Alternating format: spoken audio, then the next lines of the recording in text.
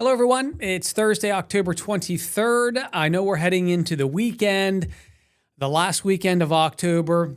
I'm jumping ahead to the following weekend because it's Halloween, but because we could also be seeing a pattern change. I don't know if it's going to be temporary. My gut kind of says it's temporary, but it's going to lead into perhaps a 4 to 6 day period of some unsettled conditions. Now, depending on which model you're looking at, it could just be some showers toward the middle and latter part of next week, or it could be a soaking steady rain for maybe a day or two. So that's why it kind of has my excitement and my interest. When you look at the 7-day forecast that we have right now, you already notice that Tuesday to Wednesday timeframe, there's already something that's beginning to develop. And that's sort of the start of this developing trough. Let me first explain what a trough is. So if I was to draw the jet stream, let's draw it something like this, which is quite common this time of the year. It becomes more amplified, so it's not flat anymore. Your ridging or your high pressures would create very quiet weather, and then we would begin to see areas of low pressure or a broad upper area of low pressure, what we'd call a trough, to develop. So that's what we're watching. As we move into next week, let me clear this map for you. Okay, so remember, have that trough in mind because we're going to be seeing these waves of low pressure, like this one right here, these disturbances kind of riding along this trough. Now, this is the European model.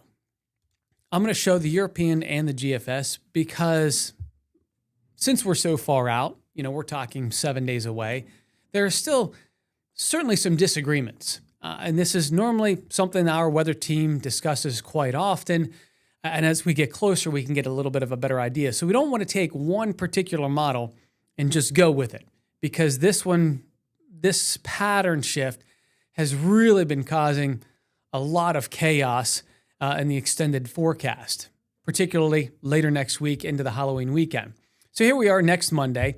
You're going to see that area of low pressure lift and strengthen along the coast. Now, the European, it does hug the coast a little bit, and then it's going to just kind of make a little bit of a curve, and it takes most of the moisture away from us. So watch what happens as it lifts.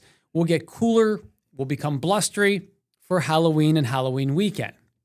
Yeah, that is certainly a scenario. Now, this is the GFS. Again, we're going to get this broad troughing across the eastern U.S., and we're going to get these areas of disturbances. So again, we're going to have this broad trough. You're going to notice the flow that way, and then we're going to get these disturbances that's going to be riding along it. Now watch what the GFS does. It kind of hugs as we get this one disturbance to move through. It's moving a little bit closer to the mid-state, which would mean much more significant rain. A soaking rain, something that we certainly could use. But again, that is just another scenario as it begins to lift then. We're chilly, we're breezy, or if you want to call it blustery, then for the upcoming weekend.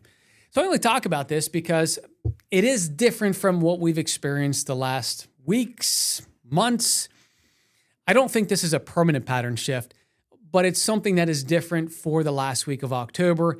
It's got a little bit of excitement here in our weather team just because it is showing at least some active weather. So keep that in mind. If you have Halloween plans, whether it be Wednesday, Thursday, Friday, or the upcoming weekend, I do believe at some point there will be some rain. To how much, that is largely uncertain at this time. But I would say stay tuned. And of course, we'll be giving you more updates on next week.